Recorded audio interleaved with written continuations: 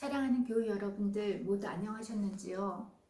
여러분들 모두가 이제 주변에서 소식을 들었겠지만 지금 코로나 바이러스로 독일뿐만이 아니라 스위스, 그 다음에 프랑스, 여러 곳이 유럽이 지금 심각하게 되었는데 오늘 저희 독일교회에서도 목회자 회의를 했어요. 그런데 다음 주 화요일부터 모든 학교와 그리고 대학교, 유치원, 기타 모두가 지금 문을 닫고 독일 교회도 예배와 모든 행사들을 지금 축소시켰어요.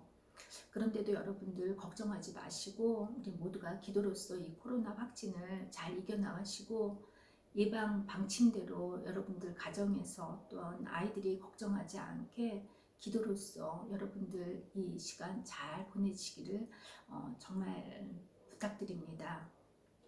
오늘은 사순절 셋째 주 주일입니다. 오클이라고 하죠. 눈이라는 뜻입니다. 예수님께서 뭐라고 하셨냐면 너희들은 나를 따르려거든 너희들이 갖고 있는 십자가를 짊어지고 따라오라고 하셨잖아요.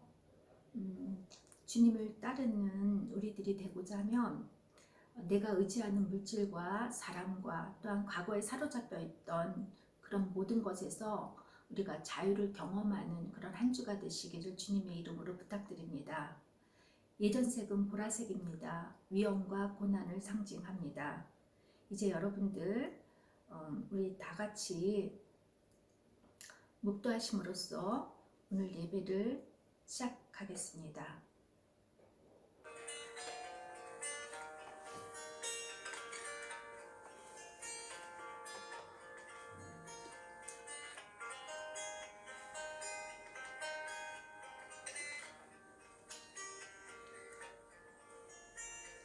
Something in your eyes makes me wanna lose myself. Makes me wanna lose myself in your arms. There's something in your voice makes my heart beat fast. Hope this beating lasts. Rest of my life. If you knew how lonely my life has been, and how long I've been so alone.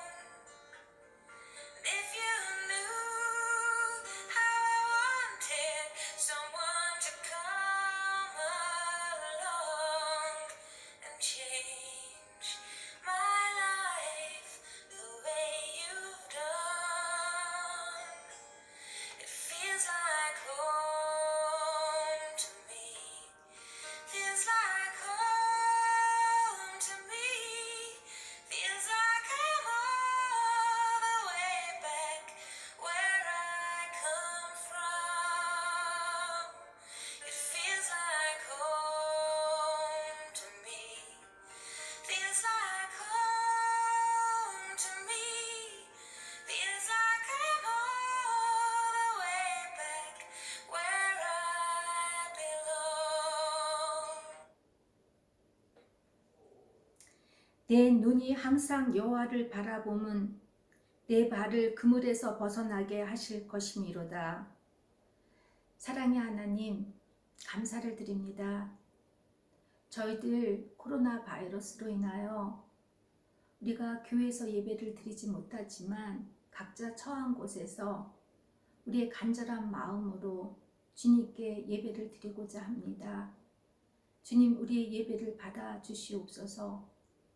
우리가 주님을 향하여 눈을 들 때 도움이 어디서 오느냐고 저희들이 소리를 지를 때 주님의 나의 도움은 천지를 지으신 하나님에게로서 온다고 말씀하셨듯이 하나님, 우리가 주님을 바라볼 그 눈으로 하나님 저희들의 마음 열게 하여 주시고 이 시간 하나님께서도 당신의 눈으로 저희들을 감찰해 주셔서 아무 두려움 없도록 잠잠하라고 주님 저희들에게 평안을 주시옵소서. 이 예배를 통하여 하나님 저희들의 마음이 위로받고 격려되며 주님의 고난의 시간을 뒤돌아보는 그런 한 주 될 수 있도록 함께하여 주시옵소서. 각자 처한 곳에 있는 우리들 모두를 주님 축복하시고 한 마음으로 한 영으로 예배를 드릴 수 있도록 우리를 지켜주시옵소서. 예수님의 이름으로 기도하였습니다. 아멘. 여러분, 오늘 우리 설교 본문 말씀은 창세기 16장입니다. 16장 우리 다 같이 16장을 1절부터 16절까지 한 목소리로 우리 다 같이 읽어보겠습니다. 창세기 16장 1절에서 16절입니다. 아브라함의 아내 사레는 출산하지 못하였고 그에게 한 여종이 있으니 애굽 사람이요 이름은 하갈이라. 사레가 아브라함에게 이르되 여호와께서 내 출산을 허락하지 아니하셨으니 원하건대 내 여종에게 들어가라. 내가 혹 그로 말미암아 자녀를 얻을까 하노라 하매 아브라함이 사레의 말을 들으니라. 아브라함의 아내 사레가 그 여종 애굽 사람 하갈을 데려다가 그 남편 아브라함에게 첩으로 준 때는 아브라함이 가나안 땅에 거주한 지 10년 후였더라. 아브라함이 하갈과 동침하였더니 하갈이 임신함에 그가 자기의 임신함을 알고 그의 여주인을 멸시한지라. 사레가 아브라함에게 이르되 내가 받는 모욕은 당신이 받아야 옳도다. 내가 나의 여종을 당신의 품에 두었거늘 그가 자기의 임신함을 알고 나를 멸시하니 당신과 나 사이에 여호와께서 판단하시기를 원하노라. 아브라함이 사레에게 이르되 당신의 여종은 당신의 수중에 있으니 당신의 눈에 좋을 대로 그에게 행하라 하매 사레가 하갈을 학대하였더니 하갈이 사레 앞에서 도망하였더라. 여호와의 사자가 광야의 샘물 곁 곧 숲 길 샘 곁에서 그를 만나 이르되 사레의 여종 하갈아 내가 어디서 왔으며 어디로 가느냐. 그가 이르되 나는 내 여주인 사레를 피하여 도망하나이다. 여호와의 사자가 그에게 이르되 내 여주인에게로 돌아가서 그 수하에 복종하라. 여호와의 사자가 또 그에게 이르되 내가 내 씨를 크게 번성하여 그 수가 많아 셀 수 없게 하리라. 여호와의 사자가 또 그에게 이르되 내가 임신하였은즉 아들을 낳으리니 그 이름을 이스마엘이라 하라. 이는 여호와께서 내 고통을 들으셨음이니라. 그가 사람 중에 들나귀같이 되리니 그의 손이 모든 사람을 치겠고 모든 사람의 손이 그를 칠지며 그가 모든 형제와 대항해서 살리라 하니라. 하갈이 자기에게 이르되 여호와의 이름을 나를 살피시는 하나님이라 하였으니 이는 내가 어떻게 여기서 나를 살피시는 하나님을 배웠는고 함이라. 이러므로 그 샘을 부엘라 헤로이라 불렀으며 그것은 가데스와 베렛 사이에 있더라. 하갈이 아브라함의 아들을 낳음에 아브라함이 하갈이 낳은 그 아들을 이름하여 이스마엘이라 하였더라. 하갈이 아브라함에게 이스마엘을 낳았을 때 아브라함이 86세였더라. 아멘.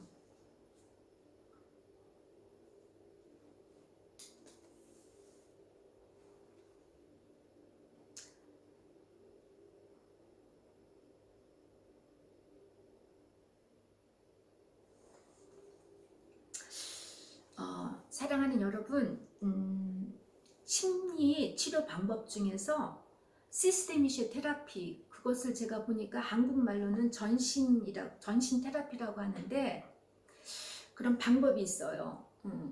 시스테미시 테라피란 어떤 사람이 그 마음이나 정신적으로 문제가 생겼을 때 그 사람과 맺고 있는 가족 구성원이나 이제 주변 사람들과의 상호작용과 연관이 있다고 보고 궁극적 원인을 치료하는 어떤 심리 테라피 방법입니다. 시스테미시 테라피 방법에는 여러 가지가 있는데 그 중에 3에서 4대의 가계를 들여다보는 치료 방법이 있습니다.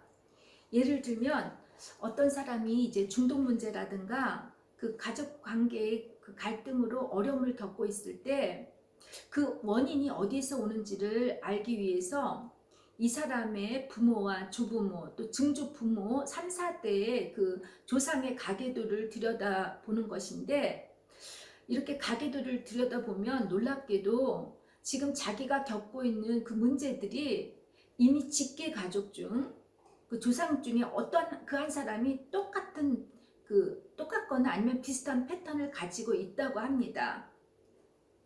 우리가 태어날 때는 부모로부터 유전적 요소를 받고 태어나지만 태어나면서부터는 주변 사람의 또한 주변 환경의 영향을 받게 되어 있습니다. 여러분, 처음 영향을 받은 것이 가족 아니지요. 또 가족 중에서도 누구입니까? 바로 부모님 아닙니까? 특별히 어머니죠. 우리 교회에는 이 젊은 엄마들이 많아요. 여러분 어떠세요? 우리가 아이를 키울 때 우리가 가장 싫어했던, 그러니까 부모님으로부터 우리가 겪었던 것들 있잖아요. 나쁜 기억들, 나쁜 추억들. 그래서 절대로 나는 부모님처럼 아이들을 키우지 않겠다고 하면서 다짐하잖아요. 그런데 우리가 아이를 키울 때 내가 아이한테 하는 그 행동이, 그 패턴이 우리 부모님으로부터 받았던 그 패턴과 너무 같을 때 우리들 스스로가 놀란 적이 있지 않습니까? 이렇게 나의 잘못된 실수가 때론 가족 대대손손 이어질 수 있다는 것입니다. 아직도 이스라엘 유대민족들과 그 주변 각 국가들, 그러니까 이슬람들이죠. 서로 지금 계속 분쟁이 일어나고 싸우고 있는 것은 바로 이미 3000년 전에 한 가족의 잘못된 실수에 의해서 반복되고 있다라고 저는 생각합니다.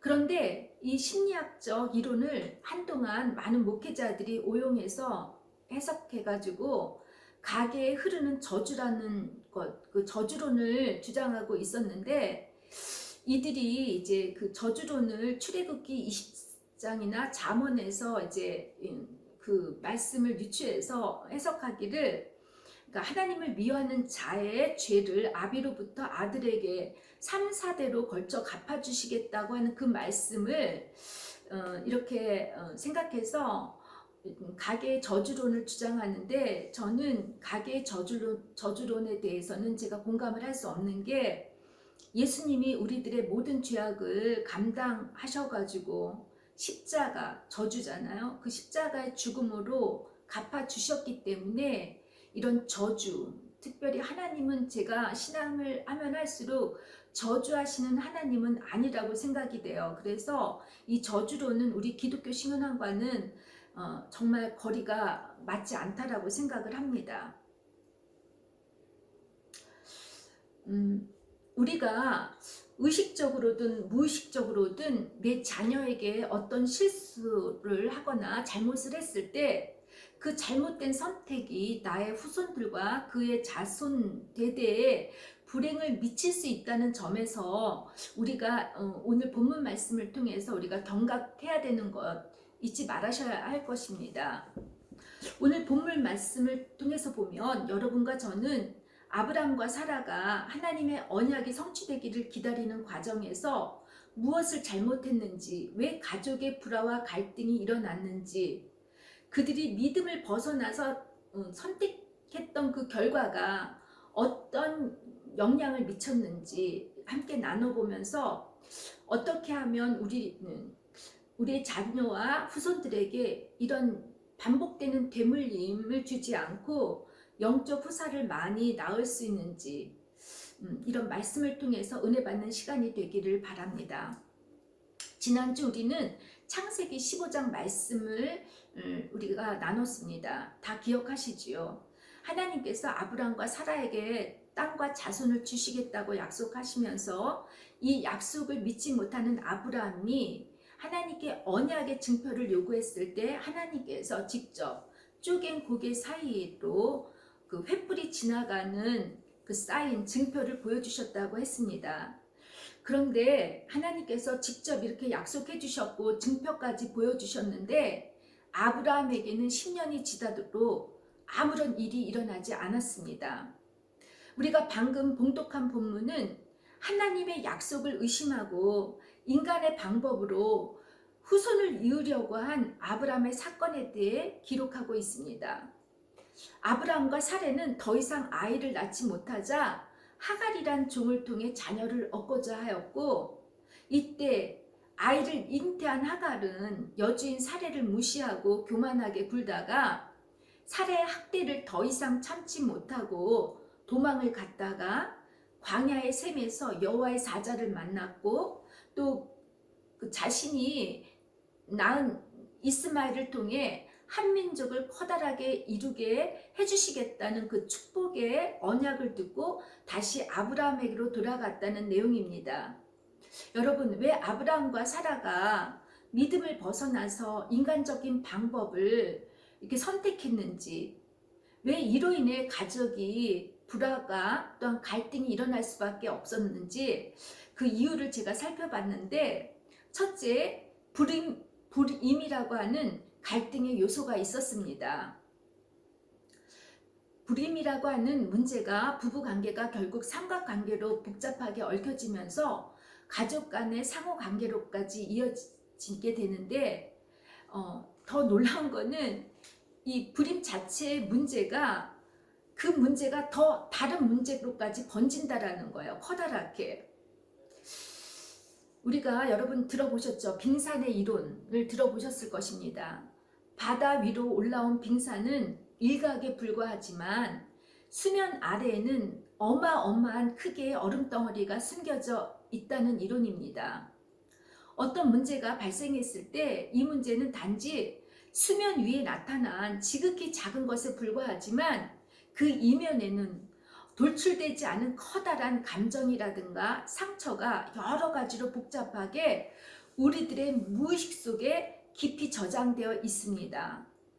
고대 근동도 그렇고 우리나라 조선시대까지만 해도, 또 제가 태어난 60년대에도 자식을, 그것도 아들을 낳지 못하는 여자는 가족의 수치로 여겼습니다. 그리고 이혼까지 이혼을 당할 정도까지 그렇게 여자들에게는 아주 심한 그 뭐랄까 벌이라고 할까요? 그랬는데 구약 성경에서도 아이를 낳지 못하는 것은 하나님께 받은 벌이라고 생각했을 정도로 이렇게 불임은 가족의 불화와 갈등의 커다란 원인이 되었습니다. 이 불임이라고 하는 빙산의 일각에 가족 간에 표출되지 못했던 수면 아래 감춰졌던 문제를 묵상하면서, 여러분도 알다시피 저는 시스테미시의 테라포이텐이잖아요. 그러니까 제가 목회 심리학자로서 이 방법으로 제가 본문 말씀을 풀어보려고 노력했습니다. 먼저 사라를 살펴보겠습니다. 사라에게는 아브라함은 참 이기적인 사람이었을 것으로 보여요. 남편을 믿고 고향을 떠나 가나안 땅까지 먼 길을 함께 했고, 가나안 땅에 막상 도착했을 때는 기근을 맞았습니다. 또 다시 남편을 따라 애굽으로 피신을 갔었는데, 이 믿었던 남편이 자신의 목숨을 잃을까 두려워서 사라를 애굽 땅에 팔아버립니다.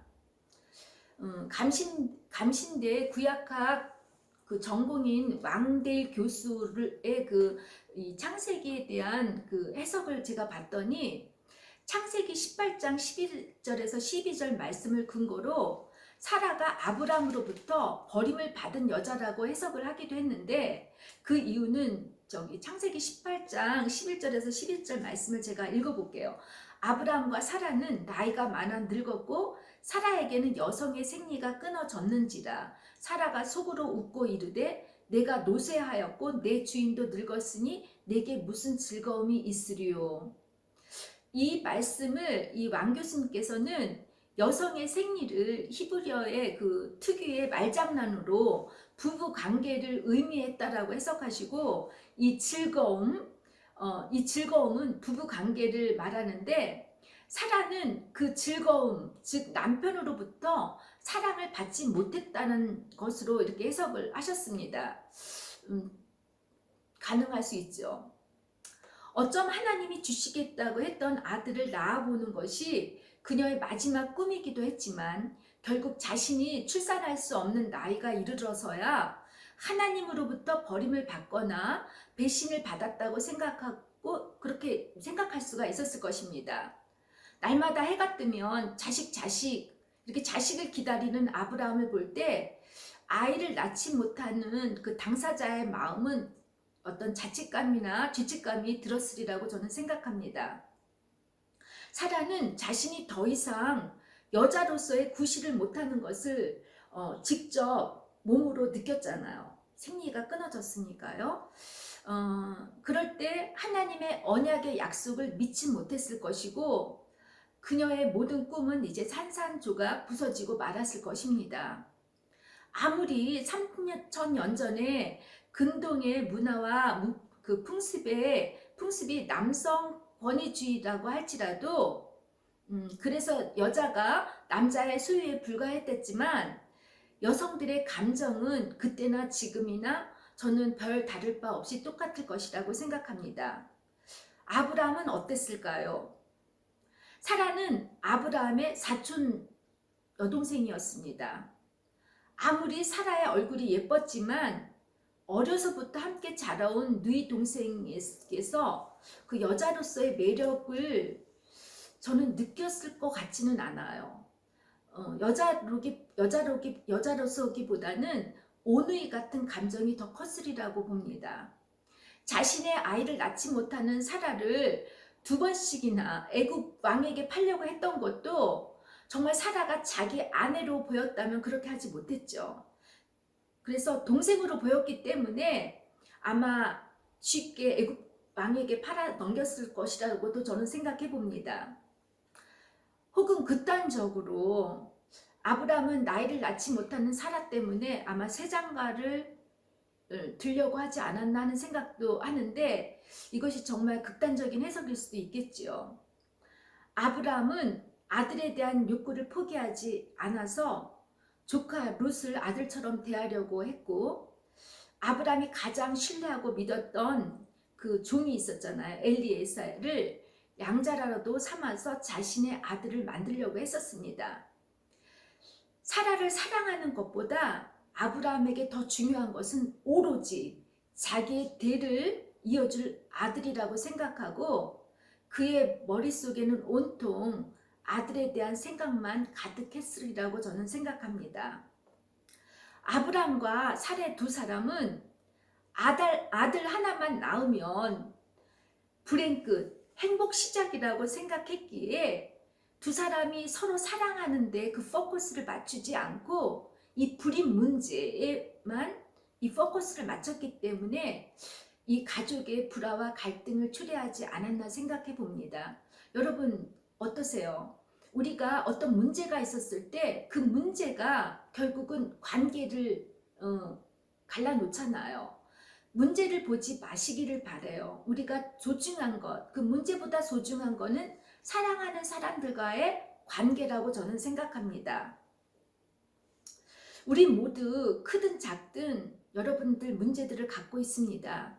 특히 가족과의 갈등을 해결하지 못하고 죽을 때까지 마음고생하는 분들이 상당히 많아요.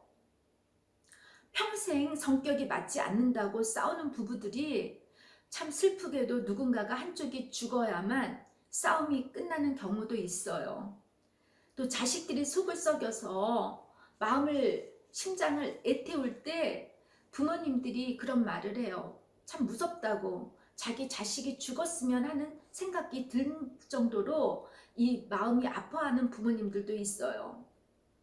또 이상하게 우리가 어디를 가든 만나는 사람들마다 이 갈등을 겪고 있는 분들이 있는데 우리는 이 갈등의 원인이 꼭 상대방에게만 있다고 생각하고 원망하며 속상해합니다. 제가 아는 어떤 독일 부부가 있었는데 이 부부는 정말 우리 주변 사람들이 볼 때 행복해 보일 정도로 잘 살았습니다. 배운 만큼 배웠고 또 엘리트층에 소속될 정도로 경제적으로도 그렇고 세상 사람들과 비교해 볼 때 어디 하나 부족한 게 없어 보이는 부부였습니다. 그런데 갑자기 이 부부에게 딸이 있었는데 그 딸이 사고로 죽었습니다.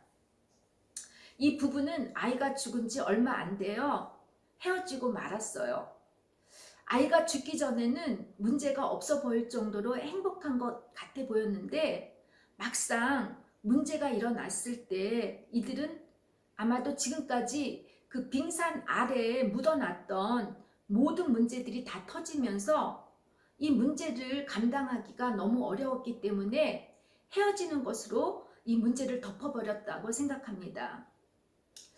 빙산 안에 숨겨진 얼음 덩어리처럼 아직 풀지 못한 과거의 아픔이나 상처, 섭섭함이나 오해 등이 해결되지 못할 때 나도 불행하고 가족도 그리고 주변 사람도 불행해지는 경우가 참 많습니다. 자신을 사랑하는 사람은 이기적인 사람이 아닙니다. 자신의 삶을 뒤돌아보면서 자신의 지난 과거와 화해를 하고 용서하는 사람입니다. 이런 과정들이 사실 우리의 힘으로 해결하기가 참 어렵습니다. 그런데 하나님의 사랑을 경험할 때 비로소 그 문제가 해결이 될 수 있습니다. 제가 언제든지 이렇게 늘 말했듯이 우리 안에 풍선처럼 그 풍선 안에 공기가 가득하면 그 어느 모든 것들이 들어올 수가 없다라고 그랬어요. 그것처럼 주님의 사랑이 내 안에 우리의 마음 안에 가득 찰 때 나쁜 어떤 것들이 틈타게 들어올 수가 없다라는 것입니다. 얼마나 주님께서 나를 사랑하시는지 예수님의 십자가의 그 구속의 사랑과 은혜를 온몸과 마음으로 느꼈을 때 이때가 모든 것이 가능합니다. 이를 위해서 우리는 성령님께서 우리를 위해 탄식하면서 중보 기도해 주시는 것을 잊지 말고 여러분들 정말 주님의 사랑을 느끼는 그런 한 주가 되시기를 주님의 이름으로 부탁드립니다. 둘째, 아브라함과 사라의 부부 관계와 그 가족이 불화하게 된 원인은 하나님의 말씀을 오해했던 것에서입니다. 하나님께서는 분명 아브라함에게 내 몸에서 후사가 날 것이라고 약속하였습니다. 그러나 사라는 하나님께서 출산을 허락하지 아니하셨다고 오해를 하고 있습니다. 보통 오해를 잘하는 사람들은 타인의 행동을 부정적으로 보거나 어떤 이기적인 의도가 숨어 있을 것이라고 적대적으로 해석을 하는 경우가 있습니다. 이들은 세상에 믿을 사람이 없다고 생각하고 마음속에 부정과 불신이 가득합니다. 상대방을 경계하고 의심합니다. 한마디로 행복하지 않은 사람들입니다. 사라의 일생이 행복하지 않았기 때문에 그녀는 하나님의 말씀을 믿을 수가 없었을 것입니다.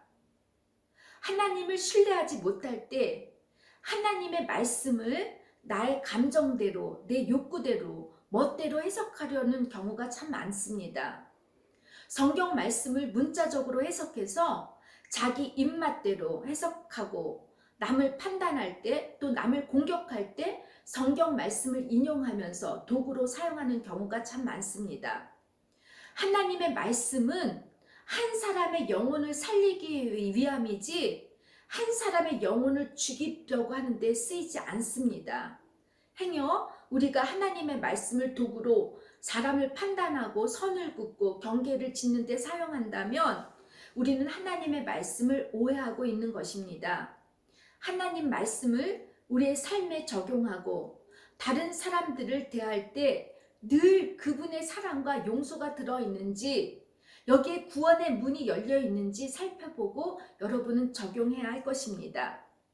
셋째, 아브라함과 사라의 갈등은 믿음의 기다림이 부족했기 때문입니다. 아브라함이 가나안에 거한 지 10년이라고 하면 10년은 기다릴 만큼 기다렸던 시간입니다. 그런데 상황은 바뀐 게 하나도 없습니다.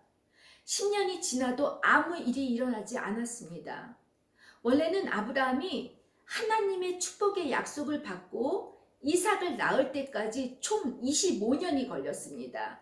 그렇다면 아브라함과 사라가 결혼하자마자 아이를 기다린 것을 이렇게 계산해 보면 이들은 정말 기다림의 삶으로 살았던 것으로 보입니다. 영적 후사를 낳는 게 이렇게 어렵습니다. 우리는 참고 기다려야 합니다.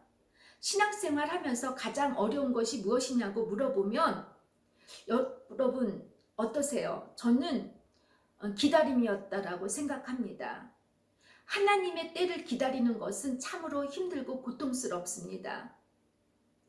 하나님은 인내하시며 기다리시는 분이시기 때문에 그분의 대화 방식도 기다림입니다. 그런데 우리는 잘 기다리지 못해요. 우리의 바람이 하나님의 뜻보다 크기 때문이지요. 그러면 우리는 조바심을 갖습니다. 조바심은 하나님을 믿지 못하는 불신앙의 뿌리에서 출발하는 것입니다. 아브라함의 가족의 불화가 더 커지게 된 것이 바로 이 조바심 때문입니다. 그들에게 필요했던 것은 어찌 보면 자녀가 아니라 이 포기하지 않는 그 믿음이었을 것입니다. 저도 그렇지만 많은 사람들은 그때 좀 기다렸더라면, 며칠만 더 참았더라면 좋았을 텐데 라는 말을 하면서 후회를 하는 분들 많이 봤습니다. 지금 제 나이가 되어서 보니 그때 조금만 더 참고 기다렸으면 했던 일들이 의외로 많습니다. 혹시 여러분 중에 지금 옆에 있는 남편과 아내를 놓고 내가 그때 더 기다리고 있었더라면, 조금만 더 참았더라면 이 사람보다 더 좋은 사람을 만났을 것이라고 이렇게 생각하시는 분 있습니까? 죄송하지만 여러분 그것은 착각입니다. 이건 기다림과 상관없는 여러분의 착각입니다. 신앙인의 영성은 기다림을 배우는 데서부터 시작합니다. 기다림은 마치 용광로와 같습니다. 용광로의 불이 모든 찌꺼기를 제거하고 순금으로 정제하듯이 나의 죄악의 찌꺼기들인 욕심과 정욕, 혈기와 교만, 위선 등 이 모든 것들이 기다리는 시간 속에 훈련을 받게 되면서 마침내 내가 하나님 보시기에 아름다운 형상으로 변하게 됩니다. 이 기다림의 시간에 우리가 잊지 말아야 할 가장 중요한 것은 하나님을 끝까지 신뢰하는 것입니다. 기도의 응답도, 사람의 변화도, 문제의 해결도, 교회의 부흥도 우리는 하나님의 때를 기다리고 조바심을 갖지 않는 것입니다. 무엇보다도 이삭을 낳기까지 25년의 시간이 걸린 것은 우리가 영적 후사를 낳기 위해 한 영혼의 구원을 위해 기다려야 하는 것은 그 사람이 아니라 내가 하나님 보시기에 영적 후사를 낳을 수 있는 사람인지 아닌지 그 훈련을 받아야 되기 때문입니다.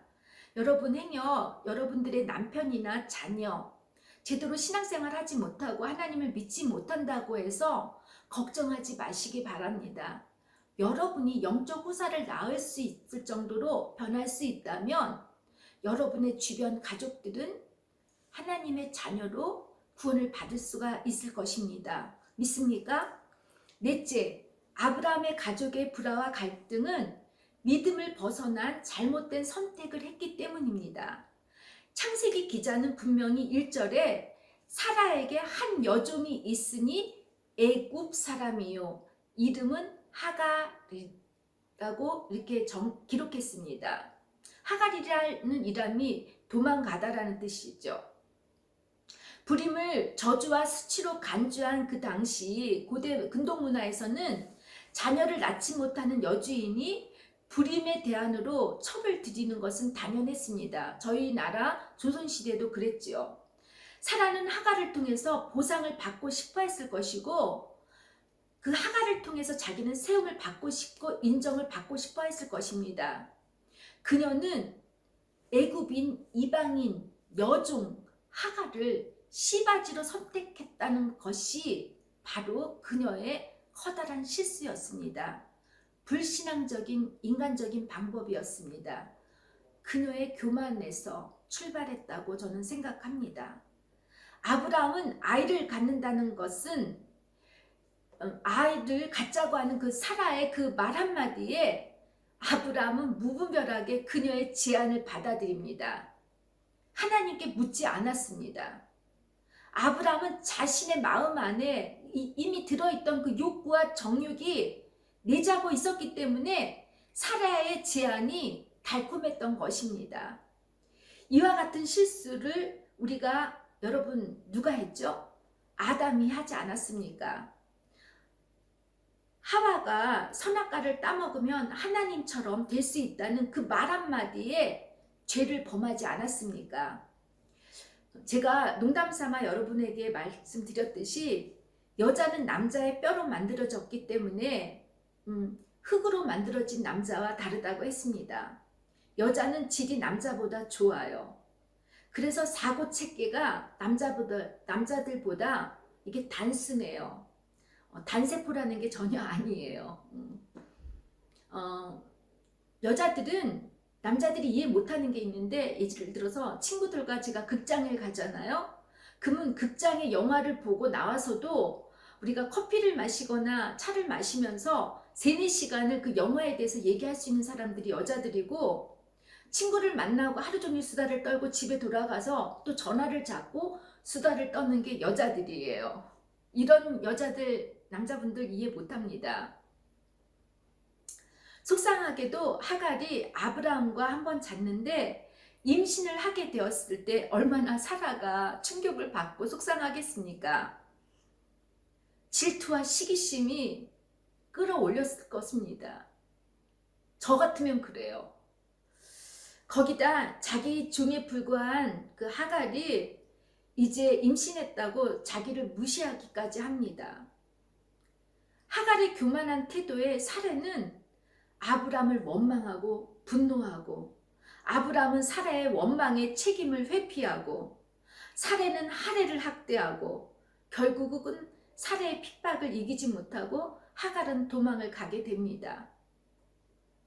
이들이 믿음을 벗어나서 잘못된 선택을 했을 때 이 가족과의 관계가, 그 신뢰가 깨지고 불화와 갈등이 시작됩니다. 이들의 갈등은 정말 유감스럽게도 지금까지 계속되고 있지 않습니까?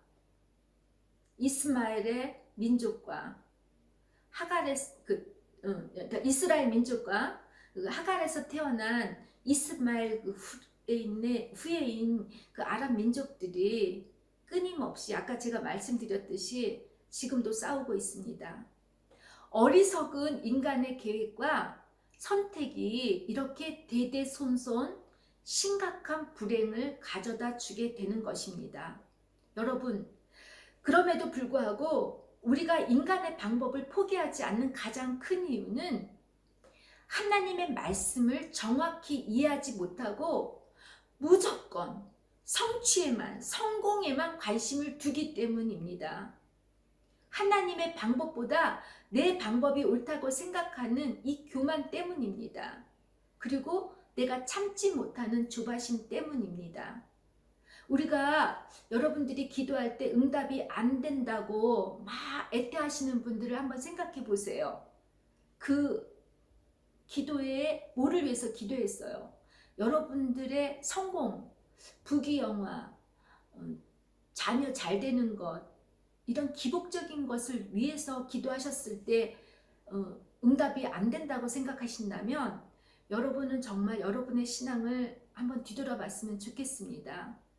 만약에 우리가 날마다 기도하면서 내가 주님의 정말 형상을 닮은 모습으로 변하기를 위해서 기도할 때 내가 변하지 않는다면 여러분들 그것은 응답이 길어지는 것이 아니라 정말 내 스스로가 변하지 않을 때 저와의 싸움이기 때문에 우리들은 그 하나님의 응답에 대해서 정말 이게 기다려진다라는 생각을 안 할 것입니다. 하나님의 방법대로 하지 않고 인간적 방법으로 선택했을 때 서로에 대한 신뢰가 깨지고 자신의 책임을 다른 사람에게 넘기려고 합니다. 아무도 책임을 지지 않으려고 합니다. 변명과 책임 회피가 만연한 세상 속에 우리는 필요합니다. 우리가 가정이나 직장에서 또 우리들의 공동체 안에서 책임을 지는 그 한 사람이 될 때 더 이상 실수가 재반복하지 않습니다. 이렇게 되도록 여러분들 책임 회피하지 않기를, 그리고 그 책임을 여러분 당사자가 지기를 주님의 이름으로 부탁합니다. 책임을 지는 사람이 바로 영적 후사를 낳을 수 있는 사람들입니다. 자기 주제를 알지 못하고 교만했던 하갈에게도 하나님의 구속의 손길이 잊지 않습니다. 여호와의 사자가 그녀에게 찾아오셨다고 합니다.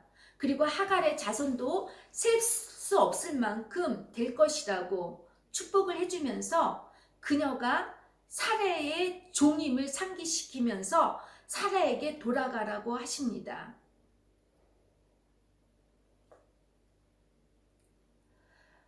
끊어졌던 관계를 회복하라고 하시는 것이지요. 우리가 섬겨야 할 부모님과 남편, 그리고 아내, 그리고 이웃 사람들을 우리가 섬기지 못하면서 주인이신 하나님을 어떻게 섬기겠습니까? 하나님께서 허락하신 그 질서에 우리는 순종해야 합니다. 예수님은 제자들의 발을 씻어주면서 섬김의 종이 되라고 하셨습니다. 여러분, 자존감이 약한 사람들은 남을 섬기지 못해요. 근데 우리들의 자존심이 아닙니다. 우리는 하나님의 자녀라는 이런 자존심을 갖고 있을 때 진정으로 우리는 그 누군가를 섬길 수가 있습니다. 그럴 때 우리는 영적 후사를 낳을 수 있는 하나님의 자녀가 되는 것입니다. 이제 말씀을 맺겠습니다. 하나님의 방법이 아닌 인간의 방법을 선택한 아브라함과 사라의 실수가 자손 대대로 올무가 되었습니다. 하나님의 백성인 우리들은 반드시 하나님의 방법으로 살아가야 합니다. 하나님의 말씀과 뜻에 벗어난 우리들의 선택은 자손 대대로 미친다는 것을 우리는 잊어서는 안 됩니다. 지금 나를 괴롭히는 사람이 있다면, 나를 속썩이는 가족들이 있다면 책임을 회피하지 않고 힘들게 하는 그 사람을 우리는 섬겨야 합니다. 영적으로 나아야 할 바로 내게 맡겨진 하나님의 사람들이기 때문입니다. 설사 우리가 믿음에서 벗어나서 잘못된 선택을 했다 해도 하나님은 하갈을 잊지 않듯이 우리를 잊지 않으시고 감찰해 주시고 축복을 해 주시는 분입니다. 하나님의 자녀인 여러분과 저는 행여 우리에게 아무 이익이 되지 못하고 도리어 손해가 될지라도 반드시 하나님의 방법으로 선택하셔서 우리의 자자손손 하나님의 축복을 미치는 믿음의 승리자가 다 되시길 주님의 이름으로 축원합니다. 아멘. 사랑의 하나님, 이제 저희들이 주님의 자녀로서 영적 후사를 낳을 때 잘 기다리게 하시고, 이 기다리는 동안에 하나님에 대한 신뢰, 그 믿음이 깨지지 않도록 저희들을 지켜주시옵소서. 하나님이 우리와 동행하시고 함께 하시는 것을 알면서 우리들이 믿음으로 승리할 수 있는 이 한 주가 될 수 있도록 도와주시옵소서. 감사하고 예수님의 이름으로 기도하였습니다. 아멘. 이제 여러분, 우리 다 일어나셔서 제가 축복함으로써 오늘 예배를 마치겠습니다.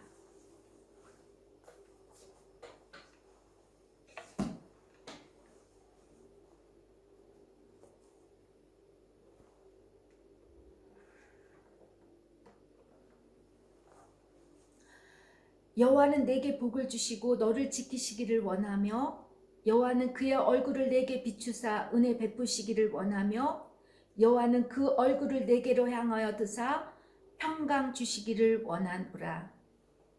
주 제근의 온트페 휴테 온스 Der allmächtige und barmherzige Gott, der Vater und der Sohn und der Heilige Geist. 아멘. 여러분, 이번 한 주도 승리하시기를 바라고, 저희들이 아무래도 4월 말까지는 지금 아마 3월, 제가 생각할 때는 부활절까지, 부활절은 이제 교회에서 우리가 함께 부활절 축하 예배를 드리길 원하는데, 그렇게 되지 못할 때는 저희 독일교회는 부활절 방학까지 있거든요. 그런데 만약에 설사 우리가 같이 예배를 나누지 못한다 해도 여러분, 우리가 카톡으로 늘 메시지를 주고받고, 또 하나 부탁이 있는데, 우리 박래호 형제님이 몹시 아프다고 합니다. 제가 오늘 독일 여러 곳에 전화를 했는데 정말 전화 힘들더라고요. 여기저기 많이 전화들을 하나 봐요. 거의 기다려야 되기도 하는데, 우리 박래호 형제님 열 떨어지고 기침 멈추고 그 모든 가족이 건강할 수 있도록 우리 기도 부탁드리고요.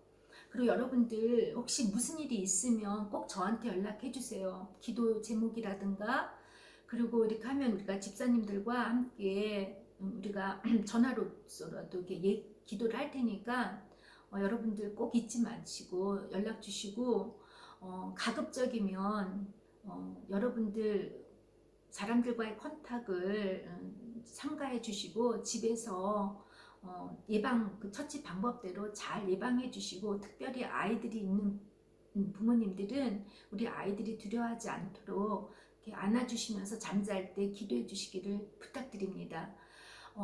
다음 주에 여러분 다시 우리 만날 때까지 저희 교회에 정말 아무 일이 없었으면 좋겠어요. 그리고 저는 이거를 위해서 여러분들에게 문자 보냈듯이 우리가 하루에 1시간씩 하나님과 이 사순절 같이 보내는 의미에서 예배를 드리기를 바랍니다. 여러분 다 건강하시고 축복하고 사랑합니다. 안녕히 계세요.